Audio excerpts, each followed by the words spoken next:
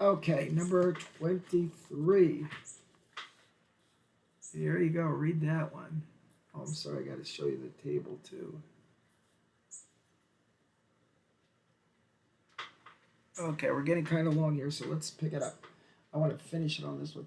Use the approximations in the table. Which of the following expressions represents the number of bytes in 2.4 gigabytes? So a gigabyte is 1,000 millibytes. So I want 2.4 times 1,000 megabytes. But each megabyte is 1,000 kilobytes. So that's times, each one of these is times 1,000 kilobytes. But each kilobyte is 1,000 bytes. So that's 1,000 bytes. So this will tell you how many bytes. You take the kilobytes, you multiply it by how many megabytes are in a kilobyte, multiply it by how many kilobytes are in a megabyte, and then multiply it by how many bytes are in a kilobyte. You get this. And what is this? This is 2.4 times 10, and you count the zeros. 1, 2, 3, 4, 5, 6, 7, 8, 9, times 10 to the 9th. There it is. D. 2.4 times 10 to the 9th. Bytes are really small. A byte is a 0 or 1. They're really small. A gigabyte is very big. That's a really big number. Okay, try number 24. Okay, a new yo-yo factory is operating at 80% of capacity and produces 4,000 yo-yos daily. When the factory reaches 100% of capacity, how many yo-yos should be produced each day? So at 80%, it's doing 4,000 yo-yos. You want to know when it's 100%. It's got to be bigger, right? Because you're going to have 100% now. This is 80%. Now, 80%. How much percent do I need yet? Well, I'm up to 80 and I need 100. So if you do 100 minus 80, you're missing 20%. What is 20% of 4,000? Well, 20%, what is 20%? What part is 20% of 80? Not 20% of 4,000. You want 20% of 8 of, how does 20% compare to 80%? Because we want 20% more. How does 20% compare to 80? It is 1/4 of 80. So if I take 1/4 of this, if I divide this into 4 parts, I'll get the part that I need. And if you take 4,000 and divide it by 4, it's 1,000. So you're going to get 1,000 more yo-yos. Is 20%. 1,000 plus 4,000 is what? 5,000. That would be 100% if you're producing 5,000. Now, how else could you do it? Well, you want to say 100%. Well, you could do it this way. In fact, let's do it this way. 80% is 4,000 yo-yos. How much is 100%? Now, I put percent on top, so I put percent on top over here. These are ratios, x. How do you solve this? You cross multiply. You could solve it by multiplying by x because you want to get the x off the bottom. Okay, but let's cross multiply. 80 times x is equal to 100 times 4,000. Then you divide by 80. You get x equals, then you divide this side by 82. 100 times 4,000 divided by 80. And that would give you, if you put this in your calculator, it would give you 5,000. This is using a ratio to solve. The way I did is I said there's 20% left. 20% is 1/4 of what we already got. So I divided 4,000 by 4 and got 1,000 more. And I just added that to the 4,000. I would make 5,000 yo-yos. Okay, try number 25. Pause it and do it. An artist knows that it costs her an average of $40 per painting to have frames built at a frame shop. She is taking 30 frame paintings to an art fair. If she sells each painting for $100, how many paintings does she need to sell to pay for the frames? Okay. It costs an average of $40 per painting to have frames built at a frame shop. She is taking 30 frame paintings to the art fair. Okay, let's find out how much the frames are going to cost. She does $40 for each frame, for each picture, and she's taking 30 frame paintings to the art fair. So how would you find out how much that's going to cost her? 30 times 40. There's 40 pictures, each one costs $30. You multiply. Did you do that? Did you get $1,200? It cost her $1,200. Now, how much does she sell each painting for? $100. And she needs $1,200. How much does she have to sell to pay for that frames? They're $100 each, and she needs $1,200. How many does she sell? 12. 12 times 100 is $1,200. If she sells 12 paintings at $100 each, she makes $1,200. And that's how much the frames cost. Okay? Last page, 26. Well, you're not going to know this because you don't know what TAN means, huh? TAN stands for tangent. So I'll show you this one because if you didn't know what tangent means, you were not going to know how to do it. Okay, when you have a measure of an angle, that's 20 degrees, each angle has a unique relationship between the height and the length. It forms a triangle with a height and a base length here. And the ratio, the steeper the angle is, the faster, the higher this part goes up, the rise, compared to the run. It's like slopes, isn't it? When it's a low angle, like 20, this is smaller than this. Anyway, you can compare the two by taking this and dividing it by that. That would give you a unique number for each angle. And that's called the tangent. So the tangent of 20 degrees is how big this relates to this. Okay? Now we want to know how high. Which expression represents the eagle's height in feet above the ground? Naomi is looking at a flying eagle as shown in the diagram below. Which expression represents the eagle's height in feet above the ground? Well, we know what? That this is 25 feet. So what is this going to be? Well, the tangent of 20 degrees is equal to this divided by that, is equal to x divided by 25. That is the ratio of the height to the length of this triangle formed by a 20-degree angle. So x divided by 25 is equal to the tangent of 20 degrees. That means x, if you multiply by 25, is equal to 25 times the tangent of 20 degrees. That's x. That's this height here. Whatever that tangent. It's some number. You would have to look this number up on a table. But we don't have to look it up because they're just writing tangent of 25 or tangent of 20 because we're doing 20 degrees, right? So we got 25 times the tangent of 20 degrees is equal to x, right? Now, that's this distance, but we also want this distance for the height. So we're going to have to take 25 times the tangent of 20 degrees, and we're going to add 5 feet to it. Can you find that answer? No, this is dividing. This is dividing. This is multiplying, but it's using 20. We don't want 20. We want 25.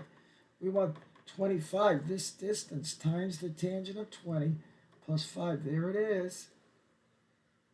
Again, the tangent of a measurement of an angle is the ratio of the height of the triangle it forms to the base over here.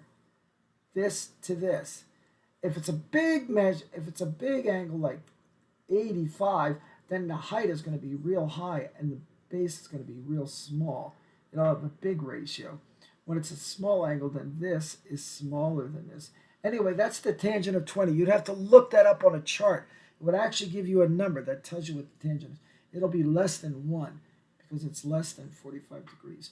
Anyway, you multiply that times the base to get this height, and then you add 5. There it is. Number 27.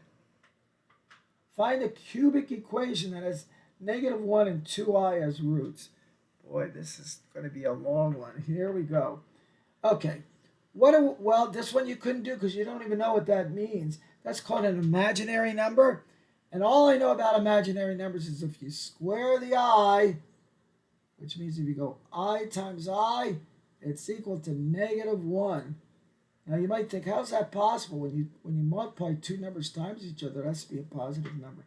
Well, no, this is called an imaginary number because you can multiply it together and you get a negative number. It's like it doesn't really exist. It's some math thing. Just take my word for it. All you need to know is if you multiply two of these together, you get -1. And that's important because we're going to do that here. We're going to multiply. Now, which one is, they have to have these two answers as solutions. So we're going to try -1 because we don't want to mess with this yet. We're going to try -1 in here.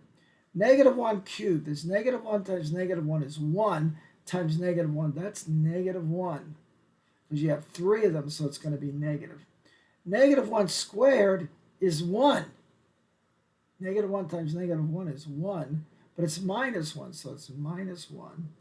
-1 times 4 is -4.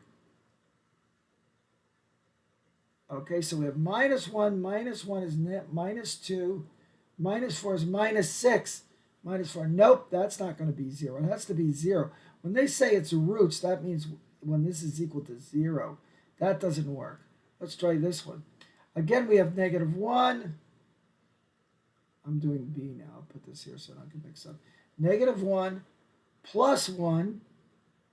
Now minus -1 times 4 is -4. It's minus -4 is plus 4 minus 4. -1 plus 1 plus 4 minus 4. That's 0. This one works. I'm going to put an arrow here. It works for -1, but we don't know if it works for this. Okay? We can try this out and see if it works for it. Okay. We could try the others and see if -1 works, and not even worry about the 2i. Let's do that first. We're going to see if -1 works here. -1 cubed is again -1.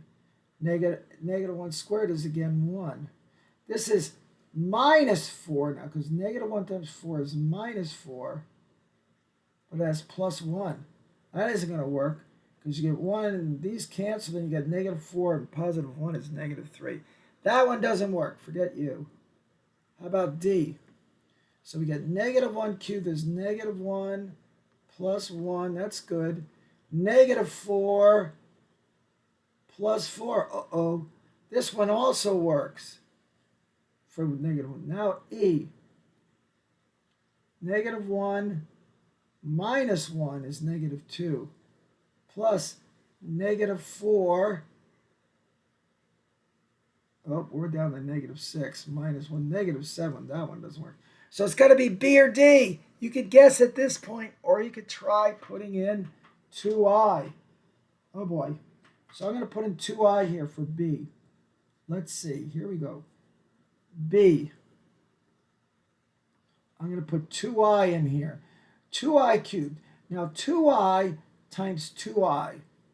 2 times 2 is 4. But I times I is -1. So it's -4. But then we have to do times another 2i. Negative 4 times 2i is negative 8i. Okay, remember that. That's negative 8i. How about x squared? Well, 2i times 2i is 4i squared, but I squared is negative 1, so it's negative 4. Negative 4 times 2i is negative 8i. Ooh, close. Then we get minus 4. Nope, this doesn't work. We got 2 minus 4s. That's minus 8. We got that one doesn't work. So now we're going to try D. X cubed again. We already did that. I should have kept it. That was negative 8i, right? Now squared would be 2i times 2i is 4, negative 4. Now 4 times 2i is 8i plus 8i plus 4. Look, negative 8i plus 8i. Negative 4 plus 4. This one's 0. D works. Okay? Ay. Number 28.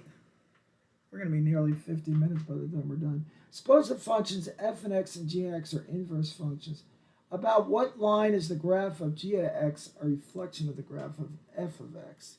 Well, that's really hard too. If this is y and this is x. So let's see.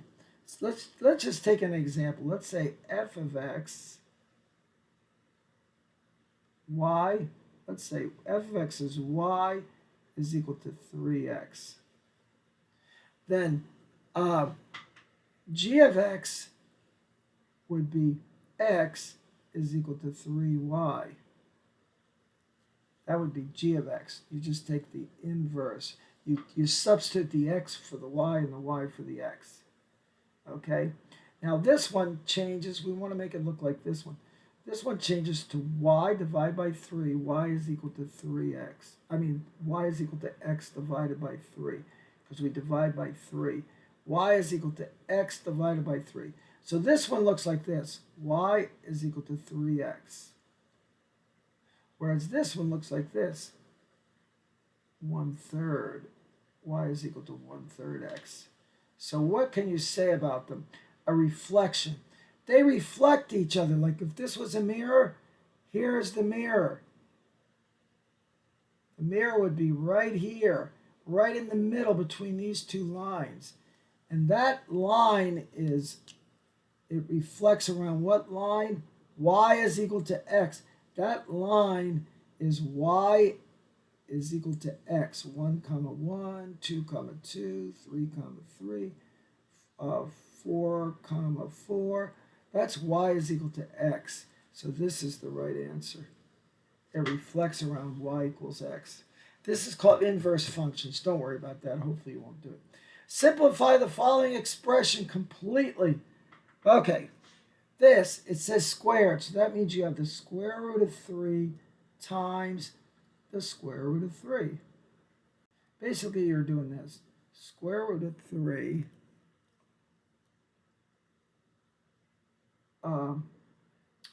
plus 2 square roots of 5 times the square root of 3 plus 2 square roots of 5. So you get the square root of 3 times the square root of 3. You get the square root of 3 plus the square root of 3 times 2 square roots of 5 plus 2 square roots of 5 times the square root of 3 plus 2 square roots of 5 times 2 square roots of 5. Now watch what happens. The square root of 3 times the square root of 3 is, guess what? 3. If you have the square root of 16 times the square root of 16, square root of 16 is 4. 4 times 4 is 16. So it would be 4 times 4, 16. The square root of 3 times the square root of 3 is 3. The square root of 3 times 2 square roots of 5 is 2 square roots of 15. Same with this one. 2 square roots of 5 times square root of 3 is, again, 2 square roots of 15. And the last one, 2 square roots of 5 times 2 square roots of 5 is 4. And the square root of 5 times 5, square root of 5 is 5. 4 times 5 is 20. This is 20. 2 times 2 is 4. Square root of 5 times square root of 5 is 5. 4 times 5 is 20. So what do you got?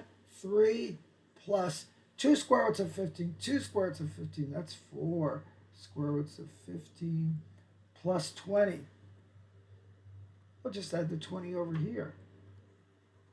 23 plus 4 square roots of 15.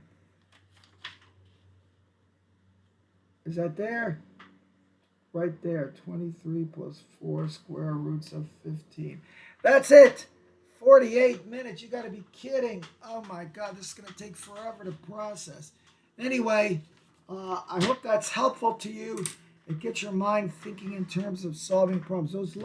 That last page was kind of hard. Don't worry about it too much. Anyway, good luck when you do get around to taking your test. Bye.